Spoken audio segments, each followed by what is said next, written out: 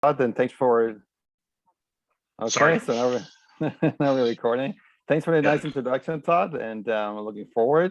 Um, so, so great. So I will make a short introduction. We will talk a little bit about what's happening in the Israeli scene right now. How come there's so much fuss about the Israeli tech scene, um, and um, and then we will give a little bit of introduction about what Gvahim is and what we are doing. So how we can help you also if you're thinking about one day of joining the startup nation in Israel. But this is basically just you're very informal in the sense that feel free to ask questions, and then we'll take a video. Maybe we have so few participants. We have Serena, Kaufman, Rachel. Okay, so in the end of the time, nice to meeting everybody. Ezra, we have also John Perez coming in here. So welcome everybody. And in the end, feel free to ask them any question. And feel free even to ask questions in the meantime also.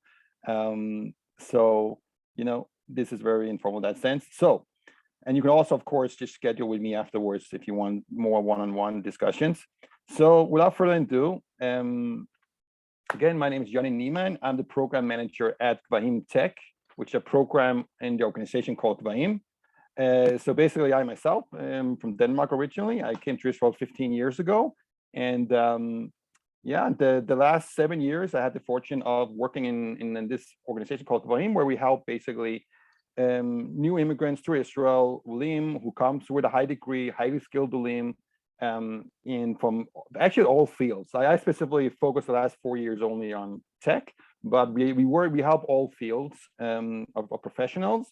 And the reason why we started was because a lot of great talents come, and you can be a star. It's always is another layer of when you change country, you move from one country to another. There's always a layer of cultural differences and network and connections that just it's just not the same from wherever you are from. If I'm from Denmark, and what works in Denmark doesn't work in Israel. I'm sure the same thing is in America, even though America is much more similar in many ways, but still, and we want that learning curve to be shorter. So that's basically, you eventually everybody's you're gonna, get how it works and stuff like that. But we want to shorten the learning curve and get you as fast as possible to get a job that fits your skills and experience. That's the whole point. So let me start a little bit of talk about what's going on in Israel in general. I'm just going to give you some general trends, some general information. I'm sure you heard a little bit in the news, but actually what is happening today is this year, 2021, it took everybody by surprise that there's so much things happening. And also last year was actually a record year, which was Corona. So it's like, I think what's happening right now is people are trying to make sense of what's happening in Israel right now. But I'll first just give you some facts, and then we'll talk a little about what's happening, and then talk a little about what does that mean to you? What could that mean to you? And that's how we're going to talk about it. So first of all, let me see if I can change. Here we go. So basically, as I mentioned, everybody knows that the high tech scene in Israel is per entrepreneur per capita is one of the highest in the world. Only US is more in terms of like general companies at NASDAQ, and maybe also there's China has but Israel is proportionate for its size. It's incredible how much it's always been, right? Even 6 years ago in 2015, it was a lot of money poured into Israel. But if you look at just the amount of money that has been poured into Israel from 2015 to Q3 2021, like right where we are now, if you see you don't even know to think too much about like the numbers, but just see like how much each year it's growing, the amount of money that is invested in high tech in Israel.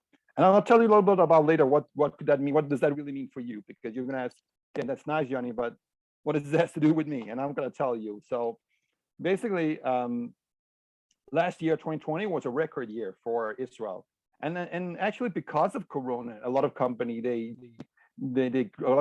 grew in fintech and cyber, in all kinds of things about how the working smarter. There's Monday.com, project management, just a good example of a company that really thrived. Fiverr, a platform for freelancers, and so forth and so forth. There's a lot of technology, a lot of companies that actually gained positively because of the Corona, but still, it was a record year. More than $10 billion was invested in Israeli companies. And now we're just 3 quarters. We're not even done with 2021, and it's almost doubled already. It's already right now double the amount of money being invested into Israel than it was the record year last year. So we can just look a little bit about what's going on behind these numbers, and then a little bit about afterwards of the workforce and stuff like that. So, okay, second, here we go. So it's not only just the amount of money that is being poured in. It's also like the deal sizes are very larger, and I'm going to go a little bit more into what that means, why that is happening. But it's actually what we're seeing now is something significant is happening in the development of the Israeli economy, Israeli high-tech sector. But just looking at the numbers, the amount of deals, the amount of investments that are more than $50 million per company has also grown explosively in this year 2021. Just in Q3, there were 35 investments, these mega deals of $50 million. Again, this is a country and the size of New Jersey, right? I mean, it's not that much bigger. And so many sizes, so many companies are raising so much money. So that's it. If you look at it just as what stages the companies are in when they get the money. So this is what it is specific, and this is what was going to be my point, or the whole what's it called in English? It's called the bottom line of this whole of this section of the presentation. Is basically you look at the pink numbers, the pink color, right? The number of deals that are made in later round deals, right? The number of investments that are made in company at a later stage in the company's life, right? It's significantly growing. I'm going to talk a little more about that later.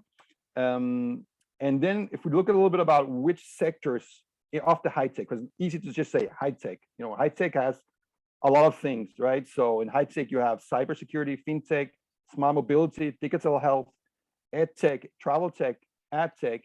And this is like a small graph that Startup Nation Central made that basically gives a kind of like a power index of which sectors are strongest, right? When we talk about the high tech in Israel.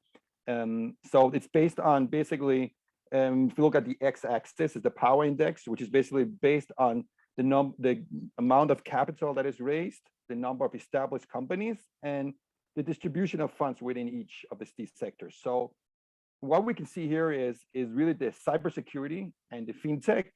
It's like on fire right now, and that's specifically cybersecurity. And you probably know that Israel is investing a lot of money in its defense. We're really good at soldiers coming out from these elite units, and they're bringing on a lot of knowledge about cybersecurity and about all these things. We're really strong in this field, and this is something that's just growing on the market, more and more on demand, and it's probably one of the strongest side. But also what is interesting is the fintech, the financial technology sector, subsector of the high tech, especially during Corona, has been really strong because, you know, new ways of paying, new ways of disrupting old industries, right? I'll give you some examples of some companies, what is happening, because a lot of the advances that are happening in high tech in Israel is actually kind of like old industries that are getting disrupted in a sense, right? The insurance industry, for instance. So there's a company like Lemonade that basically is an old industry that basically works very, and it's very difficult to get an overview and transparency on them of the market, different options, right? So here comes Lemonade and kind of like just disrupts it and makes a new way to make insurance and it's a new platform. And just there's tons of these examples of ways that the financial technology is really the fintech sector in Israel is really taking these old industries of payments and fraud prevalence and all these things, and just for e-commerces and companies like that, as more things are happening online, and especially because of Corona, the way the workers are getting paid, the way all these things. So many companies are just disrupting old industries and making, and that's basically the reason why the fintech sector is so blooming. Digital health is also really growing a lot. I mean, so many companies in Israel are creating amazing things in the digital sector. So this is just like when we talk about the high tech, what are we talking about? So this is just an example of what is really what is really strong. Smart mobility, of course. There's also one of the largest deals, $15 billion, was for Mobileye which is basically of a accident preventing technology, right? So how to make it safer drive, and also even what's it called? You don't have basically self-driving cars, basically also, right? So all kinds of smart mobility. Even Waze is also smart mobility. Waze, the company that basically outsmarts traffic and makes it easy for you to set your course. It's a GPS application, right? You probably know it. Move it. It's public transportation. Helping you get the easiest and best route to anywhere you want to go. So these are just some examples what kind of subsectors when we're talking about is really happening and really blooming in Israel. Now, as US computer science graduates, obviously, what does matter which sector you're in? But then again, it does matter in some ways. There's different technologies for different sectors and so forth. And this is just for you to know some background here. So where are the money coming from? So increasingly, a lot of money is coming from US still, right? US is still, a lot of the outside capital that's coming into Israel is from US. Just thought it was good for you to know when you're in New York. So what is also happening recently, and this is again something that the punchline I want to come into later, is that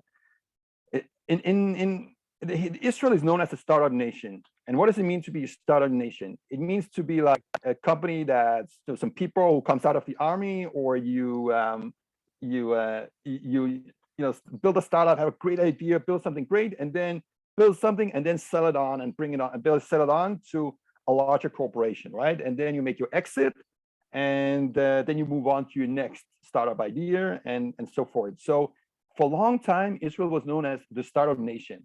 Now, what you can see here is that in 2021, it's been an explosion of companies that have gone public, right? So what does that mean? It's more than 65 IPOs. That means that basically it could be ridiculous. Every day you hear about a new company that suddenly goes out and on NASDAQ and get noted there, and their evaluation just explodes in a way. So what does it mean is that Israeli companies are starting to not just create startups and sell the technology to big corporations. They're starting to scale a little bit, right? They're starting to not sell right away, but actually create big companies and large companies. And so this is very significant. It's very significant what's happening this year, and started already in 2020, but it just explodes now. Whether it's a bubble or not, I hope it's not a bubble. I do think that there is a trend that is going on now, and this is basically the punchline for this part of the presentation, that more and more Israeli companies are becoming what we call unicorns, right? You see the unicorn here. It basically means companies that are worth their valuation, right? Valuation always something psychological on the market. What is the company really worth? But the valuation of companies that are worth more than $1 billion. So that number has just exploded in Israel. And here is just an example of a few of these companies that are, let's say, so Palo Alto is an older company, is worth now $27 billion, right? But there are newer companies that a few years ago, they were just a startup. And, if they had followed the pattern of a lot of the companies from the 2020s or the 90s, they would have been sold. They would just have gone out and getting sold as fast as possible. But now they're starting to suddenly, after a few years, Lemonade is worth almost $4 billion, right? That's the insurance tech company I was talking about. Then you have AppsFlyer, that's worth now $2 billion. And maybe 5 years ago, it wasn't such a huge company. I mean, it was relatively small. It's like a company that is the marketing tech sector that basically helps apps developer optimize and profit from the apps they're building. So it's all kinds of data about their apps and what works and what doesn't work. And you have eToro, which is now worth $10 billion, which is huge, right? And this is also a fintech company, social investment.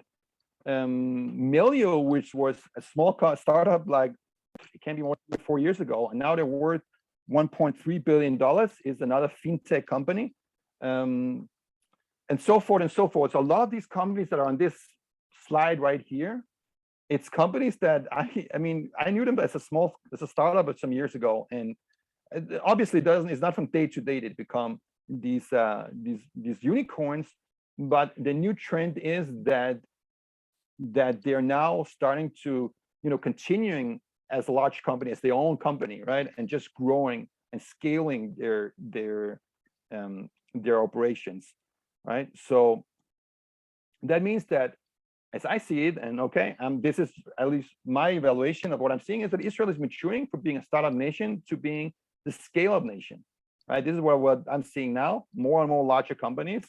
So what does that mean for job opportunities, and what does it mean for people who study computer science in Israel? And later on, I'm going to tell you a little bit more about if you decide one day to come to Israel and join this incredible development that is happening, how you can do it and how we can help you. But I just want to say in general, what does it mean for the job opportunities in Israel? So I'm going to give you a small slide here about because there's something that's very in the news these days, and that is that we all know that the Israeli high-tech sector is booming. But here's the thing, all this money that is pouring in, let me know about you. What do you think this money is going in for, right? It's a lot of the money is going to be invested in more R&D, more development, right? More engineers, hiring more engineers, and the number of companies and VC investments, and this is only for 2018. I don't even have the numbers for now, but you could just imagine this curve growing explosively. The blue curve represents VC investments. So if I had this graph from that is updated until 2021, it would have been just like up over the 700%, right? And even the high curve there, the dark blue one, is basically multinational corporations in Israel, right? That basically Google, Intel, all the large companies that are setting up their R&D, Microsoft, they're setting up all their what we call mission critical operations and development in Israel. So all these corporations, they need a lot of, they basically what we call vacuums the best of the best engineers, right? So the top engineers, they pay them really well. And then there's all the lighter blue color, right? So that's this color here, if you see it, the light blue color, which represents all the money that is being poured into Israeli startups that are then scaling, right? And this, again, as I mentioned, this would be then, if you had this for 2021, it would be like explosively. So what does that happen is that the demand for more and more engineers are just growing and growing and growing. For the more money that's pouring in, the more engineers, the more computer science graduates they need, the more software developers, the more data scientists they need, the more Q&A they need, the more people like you they're gonna need, right? But here's the thing: if you see the bottom curve, the bottom one, the purple one, right, the light purple line here, right, and that had maybe gone a little bit up since then, but it's still very, you see, it's still very, very far from in terms of the growth of the money being poured in and the multinational corporations coming in, right? So basically what this means, and this is it's very telling graph. This means that the amount of engineers are not growing naturally from Israel, from the education system. The education system can simply not, or even the army cannot supply enough engineers for the growing demand of engineers. And this is where usually Ulim comes in to kind of help narrow this gap, right? So what are we talking about in numbers? Let me just go by these ones. We don't need to those ones. This basically means that as Israel is stepping up its game and we're creating larger companies, it will need more Ulim software engineers, but also what we call STEM, right? Scientific, mathematics student graduates, physics student graduates, and so forth. Some people are really good with numbers in general, right? So software engineers, STEM talents in order to sustain its growth. That means that, if you're considering to make Aliyah, make a difference, if you make Aliyah and you move to Israel, Israel really needs you. We need to close this huge gap. And what numbers are we talking about? we're talking about 13,000 software engineers and data scientists at least. That's what currently is missing in Israel, right? So there's probably much more than that, because that's just the minimum, but there's probably much, there will be, I mean, you could easily put in 20,000 new software engineers in Israel, and we are just that many, you know, the population is as much as it is. We can't, you know, people need to get born first and go through a university course, and it takes time to come. You know how long it takes to study, right? So, you know, right now there's a lot of talk about how can we encourage more people, more software engineers to come to Israel and take part, because there's so much happening, so much growth, and a lot of the companies, they're then trying to, instead they're trying to basically bridge the gap. They're hiring sourcing or outsourcing centers abroad sometimes, right? If you just suddenly need 200 developers and you can't hire them all here, sometimes you can be tempted to just hire a software center, R&D center in Ukraine, for instance. So that's just the general situation right now of the high-tech sector. I'm just going to show a little bit about what is the most in-demand software languages in Israel. So in the world, you know, JavaScript, that's at least as according to some surveys I've been reading, JavaScript is the first one, the most in demand, and it's also very demanded in Israel: Java, Python, C#, PHP, and C++. But in Israel, actually, there's another language that is, or the language that is also on this list, but not the top one, right? Python is actually the most in demand in Israel. And then React is really, really hot. And of course, also Java and C++. Java has been really in demand for, I mean, it's also in the world, it's been in demand, but it's like one of those software languages that's been in demand for, since I can remember, maybe last, I don't know, decade at least, right? So that's just for you to know. But then again, when you're studying computer science, right, and you're then, you know, just getting really the basics of and being able to learn new languages, that makes a huge thing. And then you just could be good at one of those, really good at one of those, to get that first experience. And that's great. The Python is specifically in Israel because there's a big need for, as we showed before in FinTech, for instance, there's a lot of things going on with big data, machine learning also. That's not only Python, but big data is huge, right? So so Python is a very, very popular language. So, you know, if you're really good at one of those things, the most popular positions in Israel, computer science positions in Israel, is you know, is algorithm, data science, and machine learning. Not most popular, I mean, but most in demand, right? If you're really good at, you're great at Python, you know algorithms, great at data science and machine learning, right? ML. I mean, then you're golden in Israel, and it doesn't take a long time. You know, a lot of years of experience you need to be able to be really, really in demand in Israel, and you can start with a really high salary. I have some of our participants, it might not sound a lot to you, but it is. I mean, it's 24,000 shekels as a junior data science developer. So what is that in dollars? It's maybe around $7,000 a month as the first job. That's just one, right? And there's even more. So web developers, of course, is very much in demand, as you know, full stack, back end, front end. You know, that's of course in also demand worldwide. But DevOps is getting really strong. DevOps is that thing between, you know, that field that is between kind of, you need to be able to code, but you're more kind of also customer support in some ways. You need to be also be good to talk to the customers and design solutions and internally in the organization, stuff like that. So DevOps is really popular, mobile, of course. And what is also really, really popular in Israel, and I could even put this up higher, and that is electrical engineering, who are basically chip designers, right? So people are really good at VLSI and ASICs. So I'll give you some ideas. NVIDIA have a huge center, and they need a lot of VLSI developers.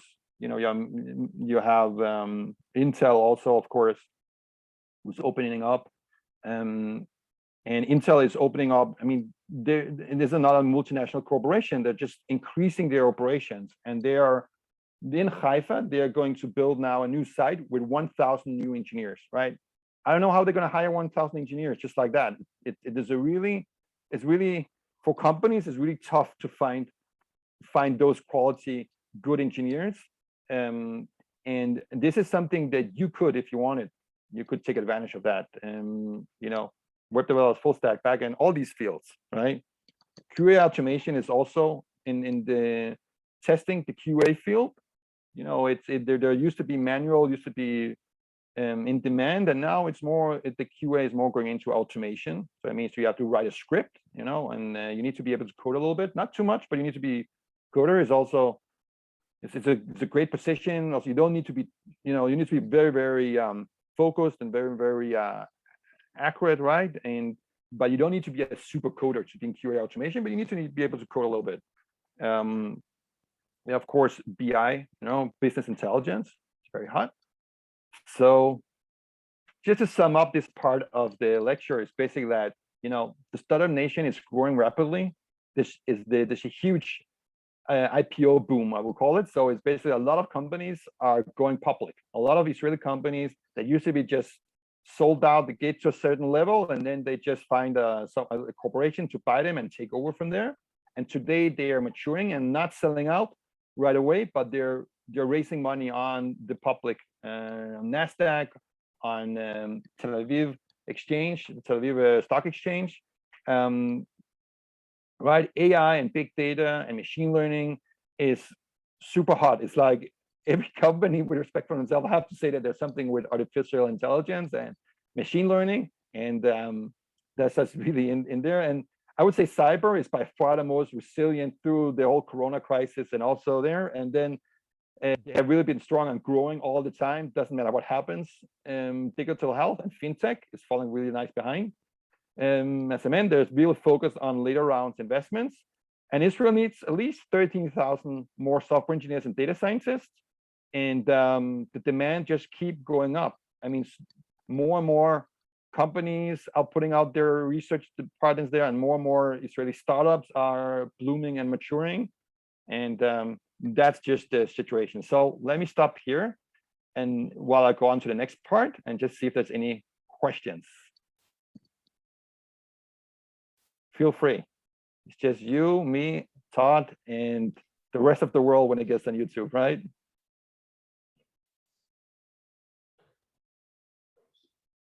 Okay. Can I ask a question? Sure. This is I hope I can fascinating. answer though. This is fascinating, by the way. Thank you so much for this. I'm curious, what are the opportunities for students who cannot relocate to Israel? Is there remote opportunities? That's a great question. I personally don't deal so much with remote opportunities. There are obviously remote opportunities, but I think that goes, again, then you're competing with companies that are a little cheaper, right? In Ukraine and stuff like that. So for US students, I think it's a little bit harder to get those remote, but it happens. I don't have so much experience with it because my job is, again, to find jobs for people who make Aliyah.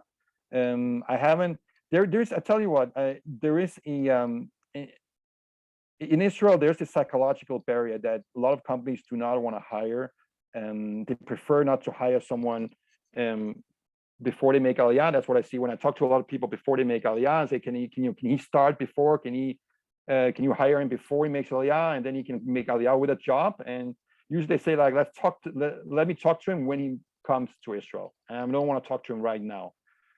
So I don't have a really positive answer in my experience for that. I haven't seen the statistics about whether from America, you know, but I think that obviously the world with Zoom and everything, it's not logistically so difficult, right? I feel there's more on the will of the companies. So yeah, hope that that's not an answer. In my experience, not a lot unless you are outsourced centers in abroad, but I have a few examples of people who did work remote, start remote, and then they move to Israel and have a job, but it's less. Yeah. There's also, of course, by the way, just with this, I think there's also the whole thing about the logistic of setting up, having someone hired abroad. Legally, are you then a response? There's all kind of legalities that some companies don't want to deal with if it's the same salary anyway. Yeah. Let me see. Okay, so now I want to talk a little bit about, again, this is a situation, and I want to talk a little bit about my program, which is called Gvahim Tech. Now, we were created just because of what I just told you now. It was not as bad as the same. The situation was a little bit like this like 4 years ago, but it just has been even the more demand for our program. But we were created because, again, there's a lack of engineers. We can't find them in Israel. We don't have, the schools before they're educated, so it takes time. So right now we need people to come in who are educated, have a degree, or have knowledge, or even have experience. Again, Israelis are also very flexible. If you have experience, then they're pretty, they don't need always a degree, right? So that's why our program was created. There's a lack of, as I mentioned, 13,000 engineers, software engineers, and data scientists.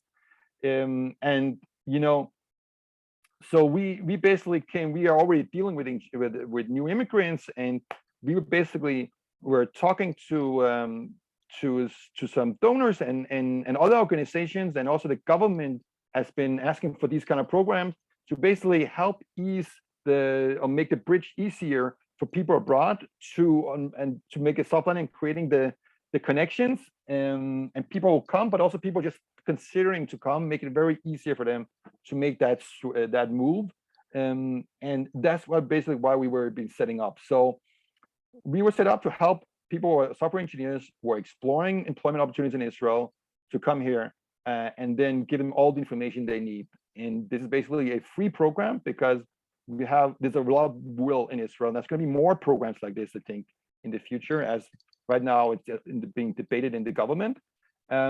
Basically what we said, and again, I was working already 3 or 4 years in Jerusalem, just the program we have in Jerusalem for all fields. And we had to think a little bit different because we're used to just dealing with people who are already in Israel, already made the move. And now we're dealing also with people who are considering just to make Aliyah, right? So the way we're working is basically on Zoom. Before Corona, I was working with a different platform, but everything was virtual. So we set up a program that basically is for every tech person who are at all stages of Aliyah, well, they just made Aliyah, they're considering to make Aliyah, or they already have their ticket booked and they're coming in a few months. And basically what we said is we're going to create this very personalized program that's one-on-one with them, basically. So Gvahim was used to having, we have all these group programs, 25 people, and there's a lot of good things about having, working together with a class, right? Because you have each other to support on. So I kind of like I wanted to replicate this and create a program that is flexible, but yes, also has kind of like a group component in it. So I basically split it up. So we have this one-on-one, which is basically, I'm going to go more deeper into this, where we go through, you have 3 meetings with a HR consultant, one-on-one with a HR consultant that is virtual, right? So here you go through everything about your CV, about how you pitch yourself, how you would, which position could fit for you in Israel, where you should look for jobs, and all these preparation that is like a HR consultant that works in tech can tell you, that works in Israel. And you probably know it, you probably learn in Yeshiva University from Todd and his team how it works, and there's a lot of similarities. And then there's also some, of course, the specialities that is very specific for Israel, right? Where is the job boards? Where is the, what is the question they're going to ask here in Israel? It's not so formal as it is in the US when you go to job interview and stuff like that. So there's a lot of things that is just job preparation for specifically for Israel. And now we have this beautiful component, which is one of the most things that I'm most excited about. And this is called the mentors. So, what I saw is that, Israelis, they really, really love to help Ulim, right? People who come to Israel, or people who are just considering moving to Israel, it's not the same thing as me coming to the US, or maybe to the Jewish community in the US, but not as me coming just to Alabama and calling up someone random, and not random, but saying, hey, I just moved to Alabama from Israel or from Denmark, where I'm from. Do you have time for a cup of coffee to help me I'm sure there will be people who would say yes, but it's not as common and as there's like this feeling of from the Israeli side, if someone comes and moves here to Israel and makes Aliyah, I'm going to try and help. Of course, that's really brave. I'm going to help him, right? So I kind of like we build this program to take advantage, not advantage of this, but really bring this beautiful element up. And this is called mentors. So we have 120 of these Israeli professionals working in some of the best companies in Israel, Google, Microsoft, and Mobileye, and so forth. And those people just gives their, we call it the advice, their point of view from their, from each one. If someone is a QA developer, so I match him up with a senior QA developer who's a team leader in some great company, or if he's a data scientist, so I match him up with a data scientist from Microsoft or something like that, or Mobileye, and so forth. So you have this element of very, very personalized one-on-one from both a HR consultant, but also from a mentor, right? So that's how we build the program. It's very, in that sense, you get both sides, and then on top of that, you also have a community. And the community, let me see if I have anything here. What I show? No, okay. So stay with the fly on the side, on the left side here. Basically, the community is basically it's both virtual, but it's also events going on. So every month we have these interview simulations where we split people up in Zoom rooms, and for one mentor we have 3 or 4 Olim or participants, or soon to be Olim, right, abroad. We make it always US friendly times, like this hour around, and then on Sundays where people usually are not in school or working. In Israel we are working, and basically we practice how to pass an interview, a technical interview. It's good both for the US, but it's also good specifically for Israel. But it's also good just to meet people working in Israel and around something that is, around some social activity. So that's the group component we have. And we also have lectures, of course. So that's something you can join whenever you want. You don't have to be part of the program. I'll share with Todd when we have these interview simulations, and you'll be welcome to just sign to join it. And so that is the program. We have more than 438 participants in our program from all over the world, 39 countries. Everybody can start whenever they want. Usually it's best to do it like, let's say 6 months to 3 months before maybe 6 months before you make Aliyah. It's best, right? Because then it's more relevant before you're actually going to look for a real job. Because nailing a job before you come, it's a little bit hard sometimes, but we want to make it as easy as possible. So when you land here, usually 90% find jobs within 6 months of starting the program. So that means that when they start, most of the people start, some people when they, if they take them 6 months to join. So obviously it's usually when they come to Israel, like 3 months maximum. Doesn't take much more than that. You see how much big demand there are. So, even to answer the question about can you get a job before you move to Israel, you can, but as I'm telling you, if you just move to Israel, you have a very high chance of getting your first job here, pretty easy because of the need.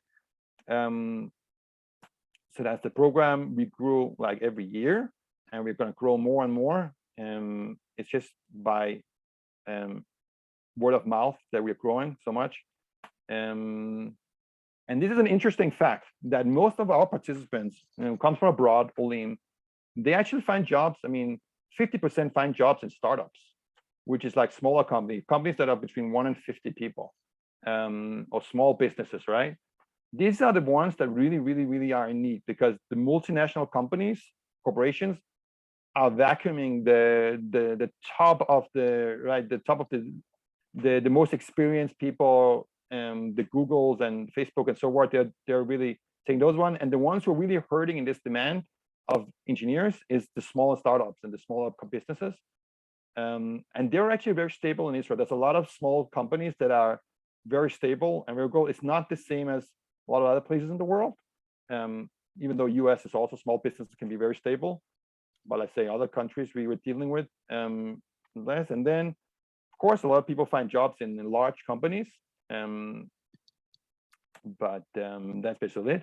This is basically the process that we do when we help people if you decide to start here, and I think it would be a good time to start our program. If you're when you're in your last year, you can join our program, and we can give you all the preparation you need before, and then and we can make as many connections as you want. We are 1 on 24 mentors.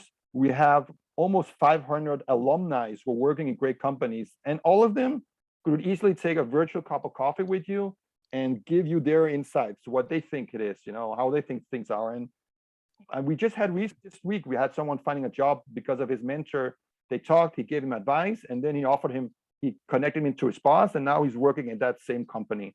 And that's very seeing for what is happening in Israel. Network is the way to go in Israel, much more than it is other places. I can talk, of course, hours about just how to network yourself to your dream job, but just asking is very simple. If you can get coffee meetings, also in the US, by the way, with people who are in your field and they're seniors in your field, and just asking them for advice, never ask them for a job. You have no idea how far you can get and how many doors they can open for you, because everybody wants to, especially in Israel, US also, but especially in Israel, everybody wants to be the one who's an expert in giving advice, right? And you're brave enough to ask for help, ask for advice, you will get much more than advice, right?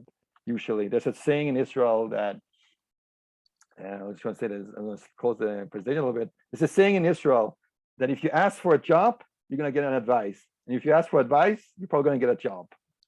So that's very saying. There's a question from, sorry, I didn't look at the chat box actually. There's a question from Esther. Do you need Aliyah, or would there be job options if moving to Israel for shorter term? You need a work visa. You need a work visa. So you can do MASA. MASA has these internship programs. ITC has, there's Israel Experience. There's all these programs where you can come for up to a year, I think, and you're not making Aliyah, and you can also you can get a work visa. And it can be a little bit bureaucratic maybe, but if you have a work visa, that's fine. That's all you need, basically. Don't need to have to make Aliyah. So that, but he could have been one. Okay, there was more question. Okay, so any more questions before I just finish off the presentation? I have one. Just to clarify, there's no cost for a student to take advantage of any of this. Is that correct? Our program though is free. It's free, no costs. Exactly. And I think you may have said it, but if a student is considering, making Aliyah, the best time for them to engage with you for this program would be their senior year? Would it be their first semester, senior year, second semester, or what do you recommend? Yeah, senior year, the senior year, definitely. Thank you. And then, we'll continue until you find a job. So basically you start some program with us, you start all the preparation.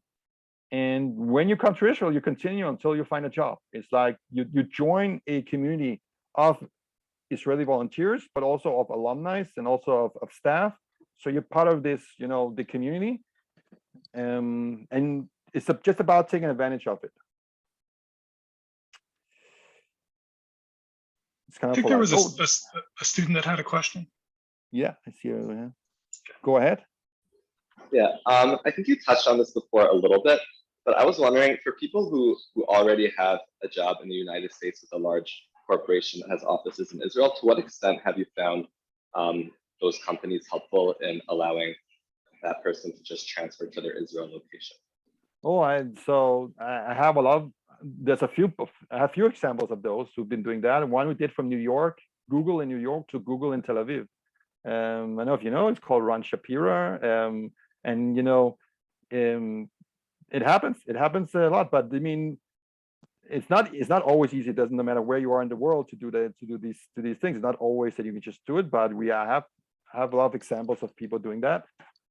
So that's definitely the first thing I would go for. But I'm telling you, if you're good enough to get into being a larger corporation, you can do a transfer there. You can easily find a great job in so many other things. So other companies. But yeah, the answer to your question is it's very seamless, but really it's case to case from each company. Where do you work? Can I ask where you work? Oh, it's sort of theoretical for me at the moment, unfortunately. But Okay. if it becomes practical, I guess it's good to know. Okay. Okay, yeah, definitely. And actually, I do have also a lot of examples, even from the whole world, like people coming and in the beginning, until they find a real job in Israel, they just work remotely with their old jobs, from Israel to, from to Russia to Ukraine to the US. They still start, and then and then when they find a job in Israel, they do that. They take that on. Okay, someone, I'm just gonna put it into the whole everything. Just if anyone wants. One more. There's one more hand raised here. Yep. Yeah, go ahead.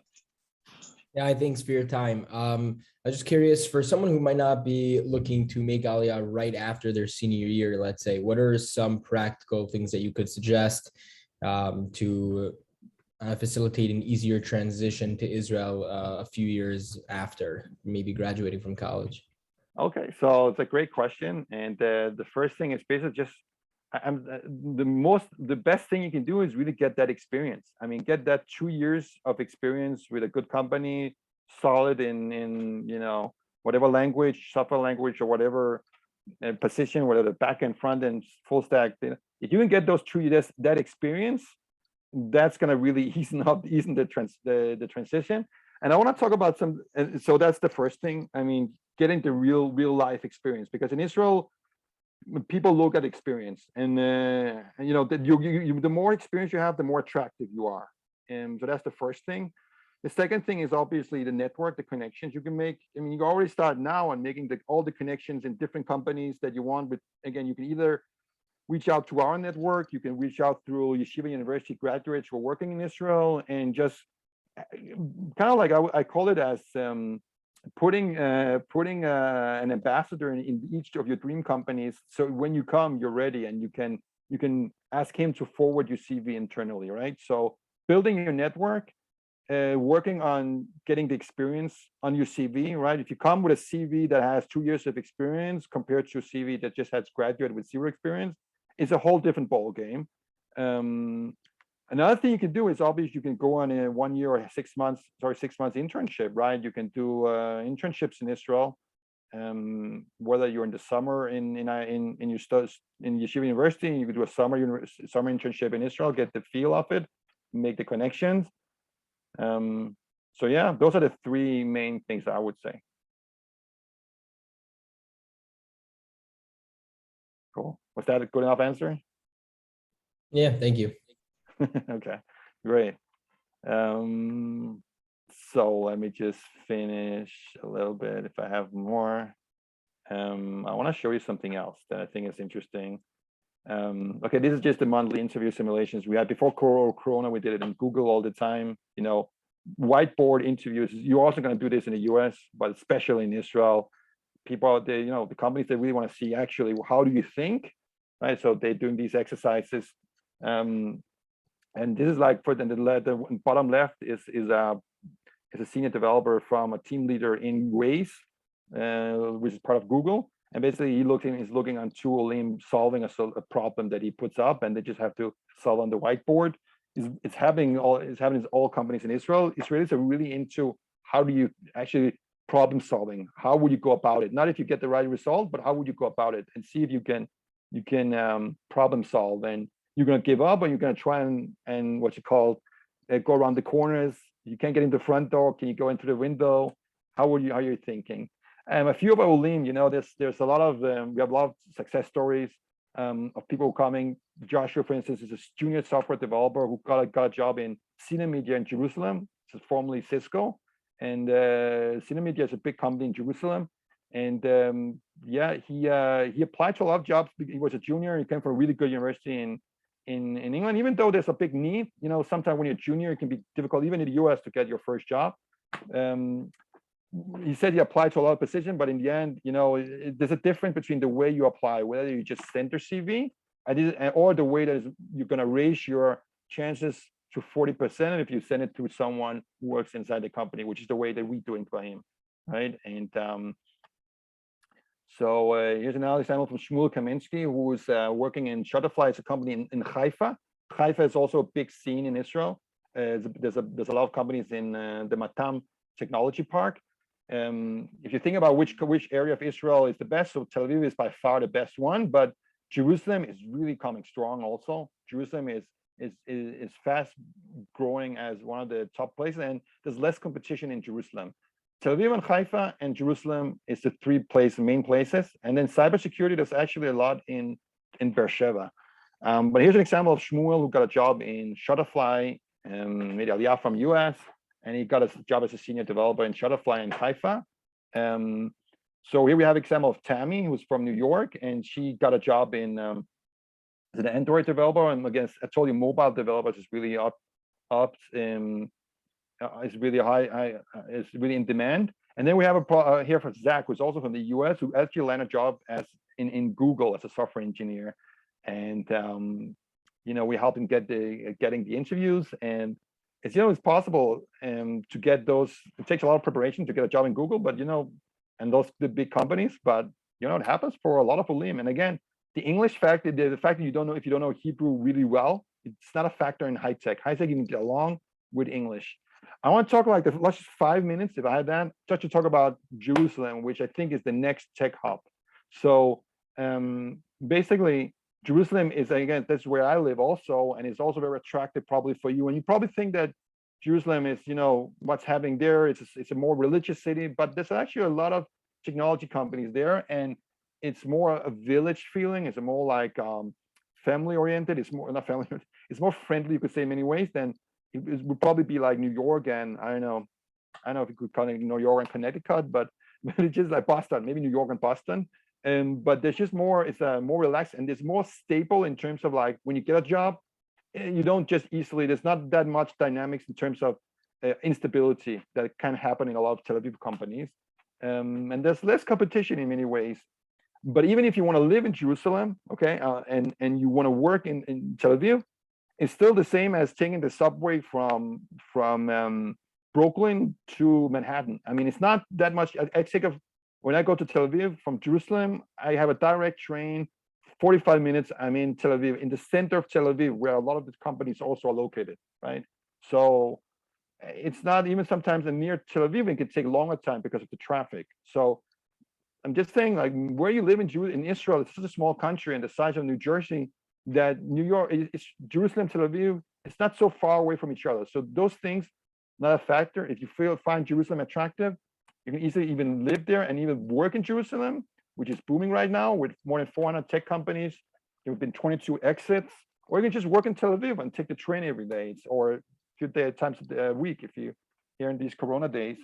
So let's say Mobileye, for instance, it's the largest exit ever. It's in Jerusalem. There's 20 multinational corporations, including Intel has a big site here. So that's a really, really amazing ecosystem of one of the best universities in Israel, the Jerusalem Hebrew University.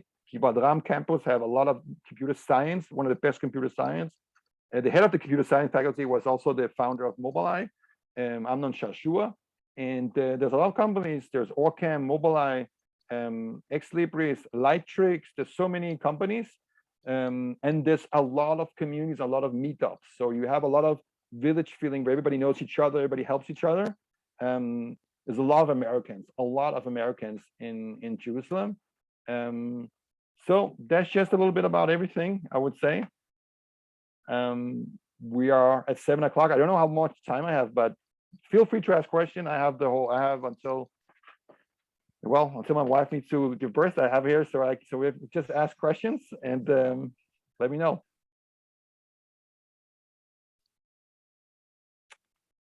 Any other questions? Okay, if not, Yoni kindly left his email address in the chat, so I'm sure he wouldn't mind anybody following up with him directly if you have any other questions or anything like that. As he did mention, though, his wife could be giving birth literally any minute, so we appreciate him taking the time today under such circumstances. Yeah. So if nobody has any questions, we'll thank Yoni for his time and kind of go from there. Great. And I'm just gonna I put in my email. I put in the website of our organization. I did it. Sorry, I did not do it in the public. I did it to a private. Just 1 second. I'm going to put the link to our organization so you can see what programs we have here. And feel free to really also just on LinkedIn. This is my LinkedIn, right? Just what I'm called on LinkedIn. So you can just look me up and feel free to connect and yeah, and ping whenever you even have questions about how anything in Israel, feel free. Okay. Thank you so much, Yoni. You're welcome. Best of luck. Yeah, I Thank wish you and your you. wife the best. Okay. Thank you. Thank you. Take care. Take care, Yoni. Be well. Thanks, Yoni. Thank you.